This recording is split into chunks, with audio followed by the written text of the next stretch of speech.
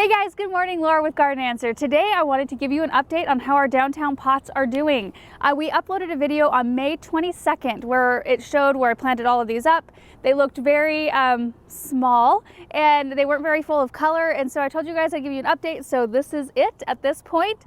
They are doing so well. I'm so happy with what we chose this year.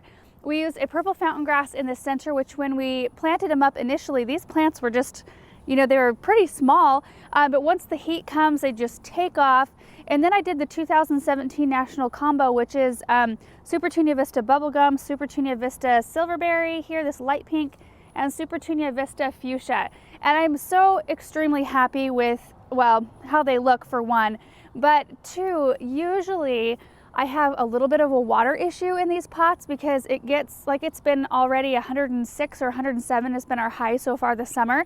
And when they're on concrete and they're getting radiant heat from that, I mean, that's tough on plants. And typically in years past, I've used a potato vine in these, and it's a beautiful plant. It's gorgeous. I put it right out the front, so it kind of trails over the side, and they grow really well, but they also show water stress really, really quickly. I mean, they can even be like wet. The soil can be wet, but if it gets really hot, they'll still wilt. And I really didn't want to deal with that this year.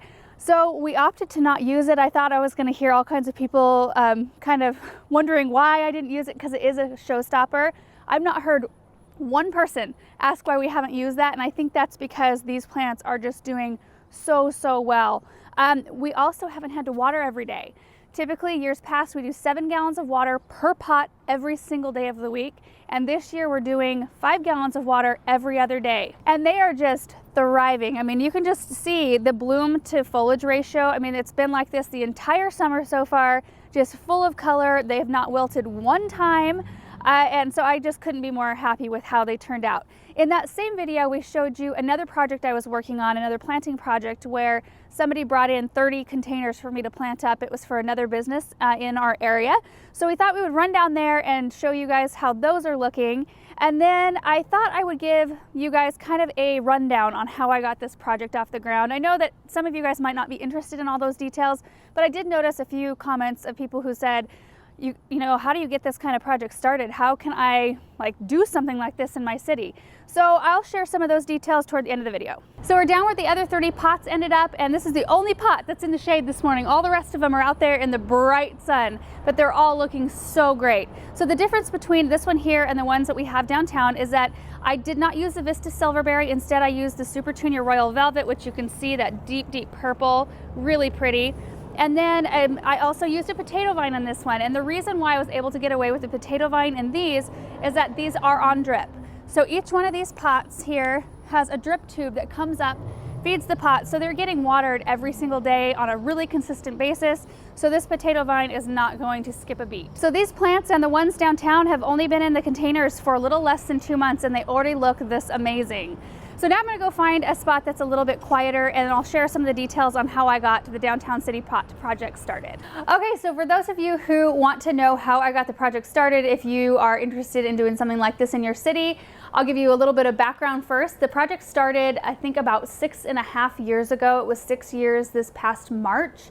It all was inspired when my family and I went to Joseph, Oregon for the 4th of July one year. If you've never been to Joseph, Oregon, you should definitely go. It's a mountain town. It's gorgeous with a big lake. But anyway, the town itself is gorgeous. There's so much beauty and so much pride. You can tell when you're just driving down their main street. Flowers everywhere. And I'm not just talking pots. They've got like their sidewalks, so their business front, their sidewalk, and then in front of that they have flower beds, and it's not just commercial planting. It's like cottage garden looking. I mean, there's just perennials just full of color and really well tended, and each business takes care of their own plot, and it just inspired me. I thought, I want this in my city. I want something like this in my city. I know it's a little bit easier for them to care for plants up there because it's cooler, and honestly they have a shorter season than we do.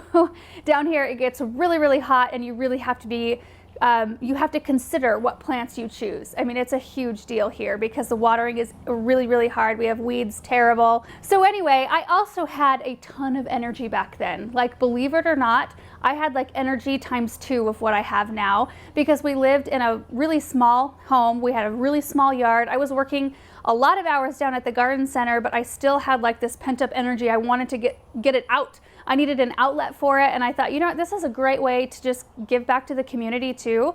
Like, it's a great way to connect with people and a great way to just kind of enrich the feel of our downtown area. So the very first thing I did was I went to my parents and I said, okay, I want to do something. I want to start something downtown, maybe big pots, something like that, hanging baskets.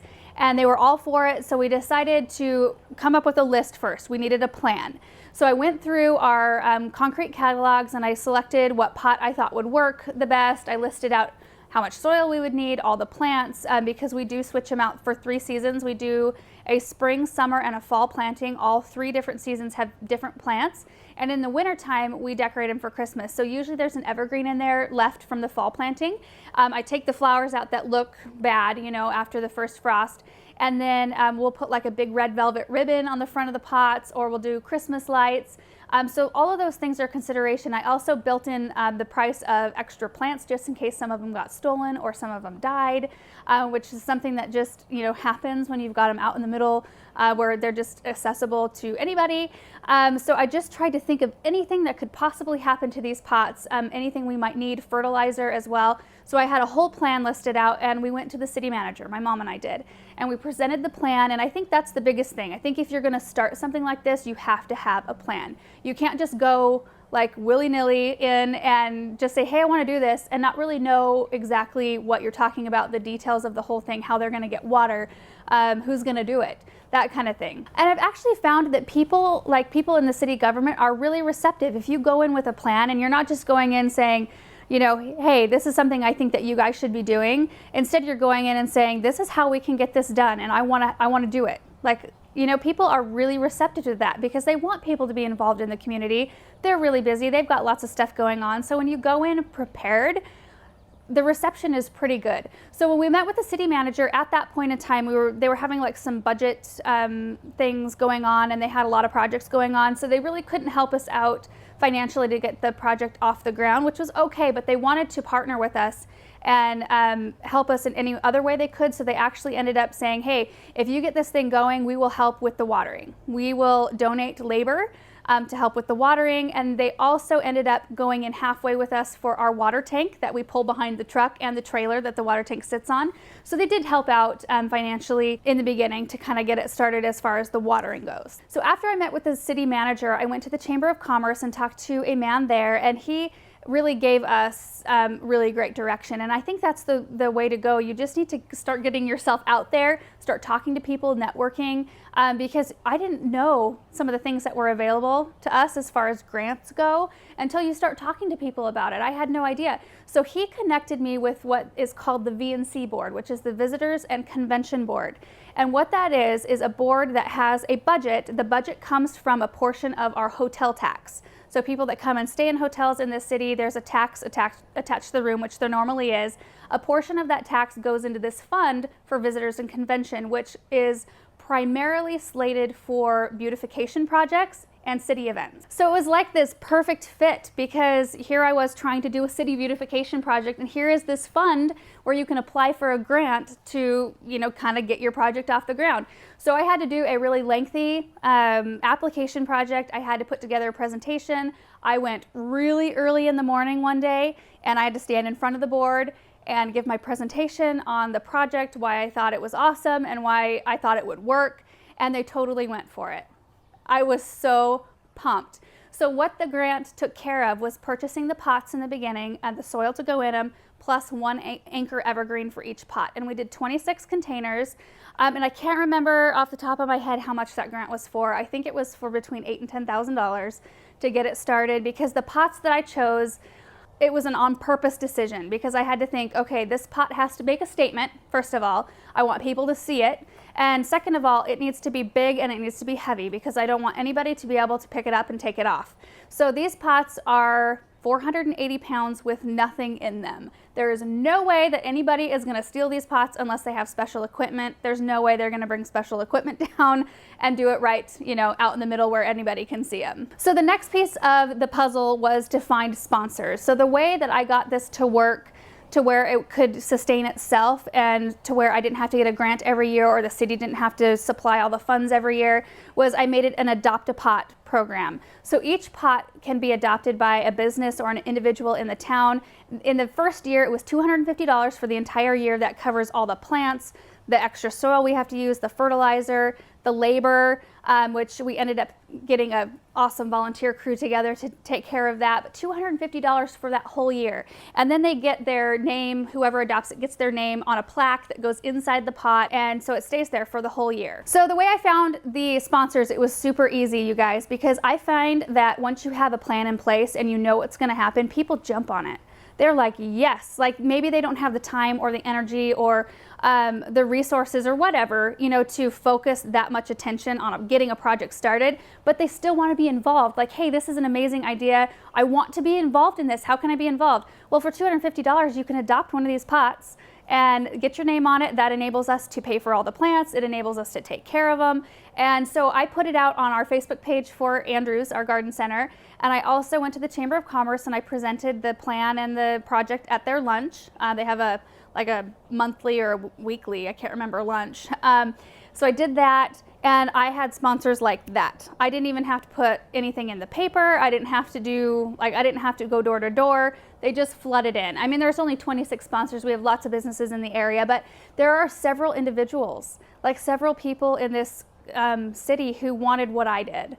They wanted to have something really pretty to look at, something to be proud of when you have people come over, you know, and visit you from different parts of the country or different states.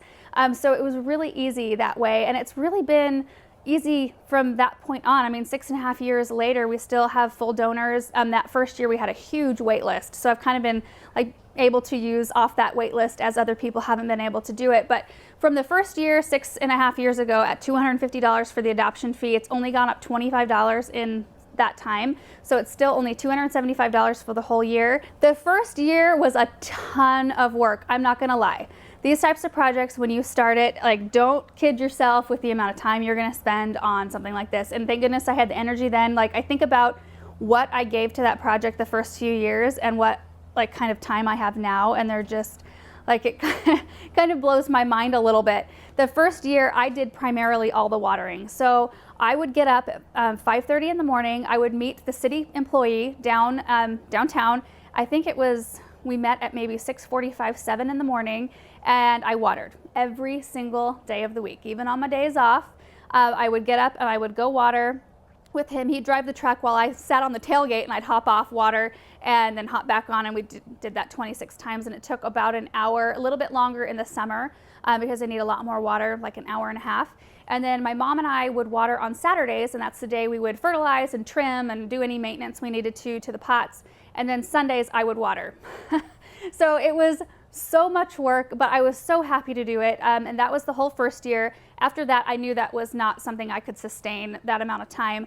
So I put it out on our Facebook and our email for our garden center that I was looking for volunteers for anybody who wanted to come down and like sign up for 1 day a week to come water. And I had the most wonderful group of volunteers come together, and I only had to water then on Mondays, Saturdays, and some Sundays.